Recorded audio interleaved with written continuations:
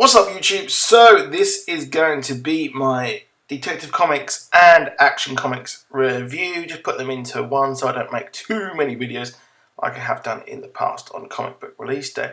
So we have a continuation of the Rise of the Batman storyline, which I am absolutely loving so far.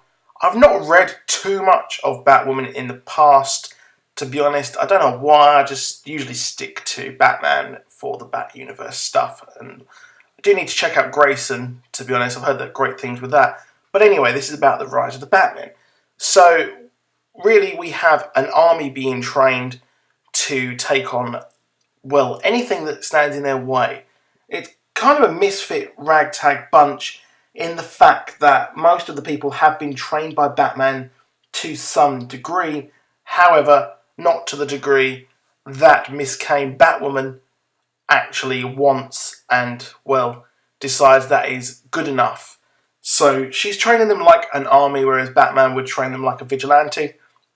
So it's a bit of a fish out of water scenario for the chaps here. I don't know why Duke Thomas isn't involved in this, but I guess he's been promoted to Ward of Batman. So that's that really for that. We've got Clayface as well. It's a really weird addition, but I think that it would be the kind of same story for each character in this group, really, if they did not just have a kind of a misfit, so kind of a reformed villain in the role of, well, the team. And we see some sort of very, very big Danger Room ripoff here, where they go through a scenario and try and fix what's going on and work as a team, but it's clear that they have very, very big issues with inexperience and fitness, etc. So this is quite a good storyline. It's very not really Batman orientated. Batman isn't involved in it that much, apart from moving on the storyline of Azrael and the army as well, which are known as the Colony. So probably get some more info about that next month with the next issue of Detective Comics. But I'm excited to see what's going to happen and what's going to progress through the story. It's a very, very fun read. The artwork is really good. I did really enjoy this. And, well, the cold opening, which you can see here in the preview, was really, really fun. And it's interesting to see an army of Jokers, which is just hell on earth. You would not want to see that when you come out your house in the morning, would you? Whatsoever. So, well, I'm excited to see what is going to be next for this comic, but it is proven to be possibly one of my favourites in the revamped DC Universe Rebirth. So, but that's it for Batman this video and this month. So we're going to move on to Action Comics. Okay, so in Action Comics we have got two Supermen and a Clark Kent. One is Lex Luthor, one is Kal-El, and one is who we don't actually know. And seemingly the Clark Kent was actually, well, a real person who, well, it's really weird because he doesn't have any powers. And like Lex Luthor says, when Clark Kent's watching people fall from a monorail, you're doing really well at this if you're not actually Superman. Which, I did enjoy this issue. It was good seeing Lex Luthor think that he could do everything. But, well, as we know, he can't, because obviously Doomsday killed Superman. And he killed this Superman who's facing him in this issue. But he's recognised that this Doomsday is also very different. It's a lot more primal, a lot more savage, and a lot faster.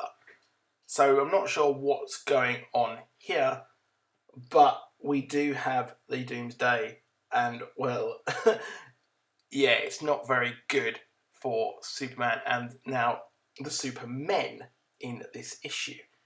The artwork I did really enjoy. The cover art was absolutely stunning.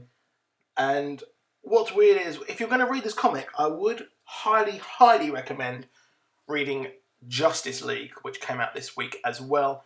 Read that first, and then you get more of a kind of an insight into where Lex Luthor's mind is with this issue. So he's come back from Apocalypse, literally to save his sister and to honour her memory by trying to become a good guy, which, yeah, he's trying to do here, and he even bought the Daily Planet just to take Superman's cape.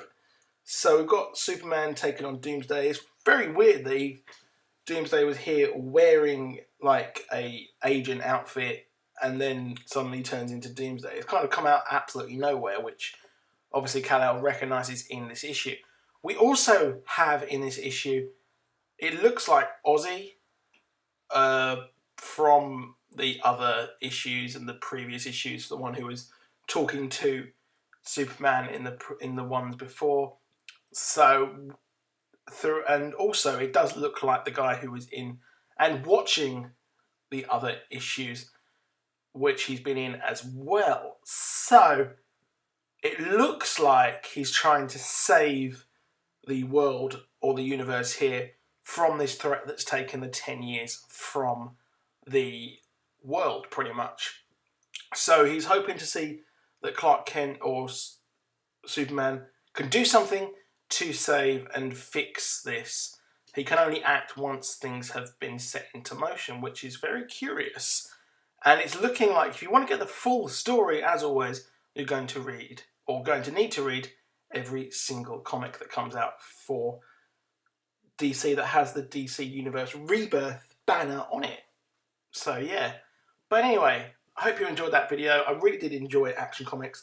I would recommend picking it up just for this Ozymandias part in there as well.